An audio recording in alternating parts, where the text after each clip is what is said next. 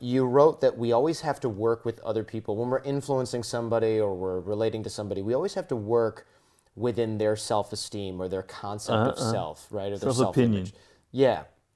And if they think they're worthy or they're not worthy, we have to agree with this. So if someone thinks I'm not a good person, I'm not worthy, I have low self-esteem, we can't convince them otherwise. And they'll be attracted to people who confirm this opinion of themselves. And I saw this when I used to go out a lot and I used to teach other guys, and men and women for that matter, dating skills and things like that. And we used to go out to bars early 10 years ago in my 20s. I actually found this truth out in kind of it was sort of a sad truth for me, because I realized that I would talk to a lot of healthy, cool, vibrant women, and we would have a really great time, and I'd make great friends with them. And I'd also meet some very unhealthy, emotionally unhealthy women who clearly had bad childhoods, they Right. dated bad guys. And if I went there and I was nice and charismatic and did things for them and treated them like a normal human being and was a good friend, it didn't work at all. Right. What worked, unfortunately, and I couldn't do this routinely because it felt too bad and too ugly. If you treated them poorly and you didn't show up sometimes and you didn't tell them why and you didn't call them and you weren't vulnerable and you weren't emotional and you didn't do anything for them, there was a certain group of women that would respond to that so strongly. Yeah. And I thought, oh my gosh, this is terrible for you.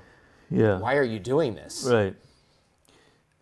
Yeah, I see what you mean. Well, the idea that I have in there is that people have an opinion about themselves, and you must be extremely aware of this. This is one of the most critical laws of human nature.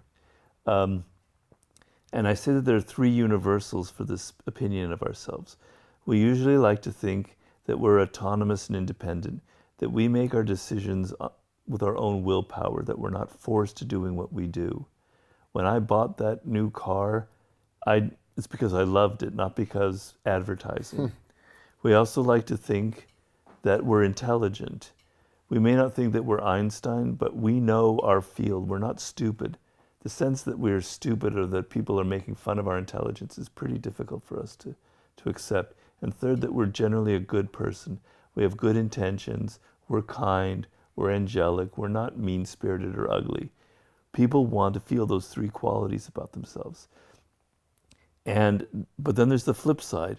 There are people who don't have that, who feel that they're not worthy, that they're not so intelligent, that they're not a good person, right?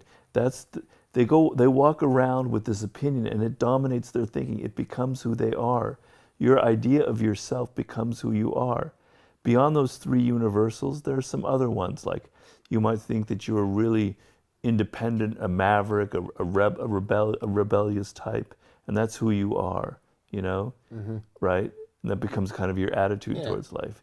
It's like a brand. Yeah. Okay. So this defines you, and it determines what you choose in life, what you buy, the people you surround yourself with. If you believe that you believe in masculinity and in kicking ass and showing that you're tougher than other people, but you're also a Christian for whatever reason because of your upbringing, you will glom onto ideas of Christianity that reflect that. So you'll think Jesus is a warrior. Mm-hmm. God is a fighter. I'm out there kicking ass for Christianity. Kick ass for Jesus. Kick ass for Jesus. So your self-opinion will determine a lot of what you do. And if you go around in life challenging people's opinion of who they are, you're going to have a lot of misery and trouble. You won't get very far. So if you say something that questions their autonomy and makes them feel like they were manipulated, or you say some remark that in an argument you make them feel like they're stupid, or you make a remark that makes them feel like they're not a nice person, a door will close to you that will never open again. You will have made a silent enemy, right?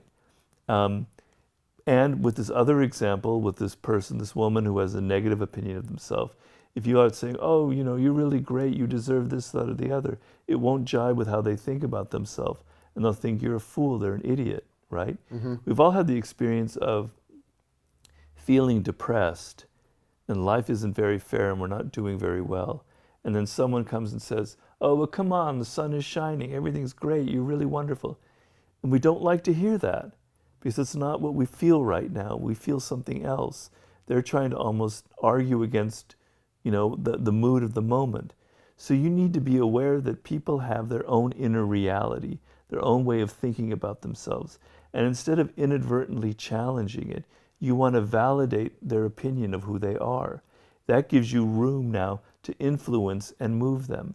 So if you make them feel comfortable, if you make them feel that they actually are a good person, that they are intelligent, that they are autonomous and independent, they will lower their resistance to you. And now you have room to infiltrate another idea.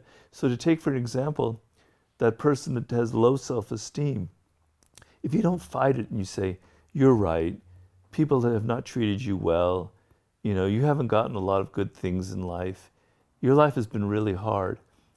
And then they say, yeah, and there's a connection and they feel like that you're understanding them.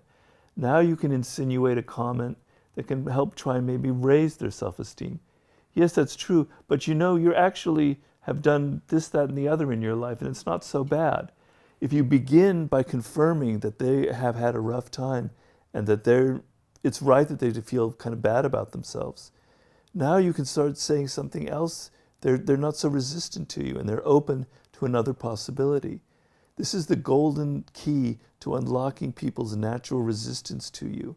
If you always approach them as an individual with their own opinion about themselves, and you try and unlock it and see how you can validate that opinion and how you can feed what they want to hear, there's nothing ugly or manipulative about it, because people do need this validation, this recognition.